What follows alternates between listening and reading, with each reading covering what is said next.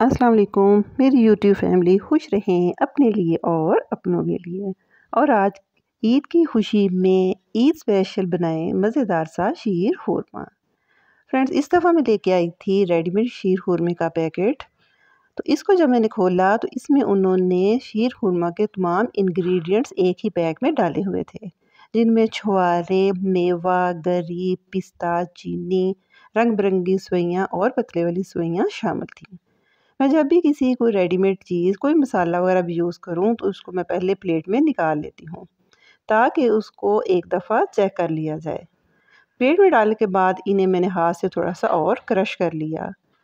अब मैंने ले लिया 1 litre full fat cream milk. जब इस दूध को हल्का सा बॉयल आ गया तो मैंने पूरा पैकेट सोइयों का इनमें डाल दिया। अभी मैंने आँच को 5 से 10 मिनट आँच को रखा तेज़, ताकि ये सारी चीज़ें अच्छी तरह इसमें हो जाए सॉफ्ट। जैसे ही सेवइयाँ और ये दूसरे छुआरे वगैरह थोड़े से सॉफ्ट हो गए, मैंने फ्लेम को कर दिया स्लो, ताकि ये आहिस्ता आहिस्ता पकता जाए। ये देखिए, अब इनको पकते हुए तकरीबन 15 मिनट हो गए हैं। तो इस स्टेज पे आप मीठा वगैरह चेक कर सकते हैं।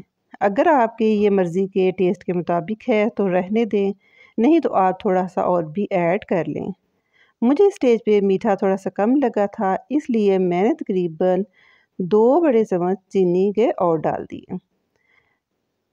अब इसको मैं मुसलसल चूल्हे पे रखती रहूँगी। अब 15 से 20 मिनट के बाद देखें आपके पास कितने अच्छे सा शीर खुरमा बन के तैयार है।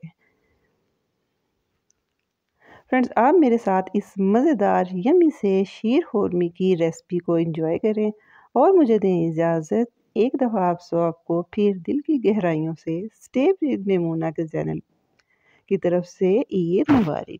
अपना बहुत ज़्यादा ख्याल रखिएगा। Take care. अल्लाह हाफ़िज़।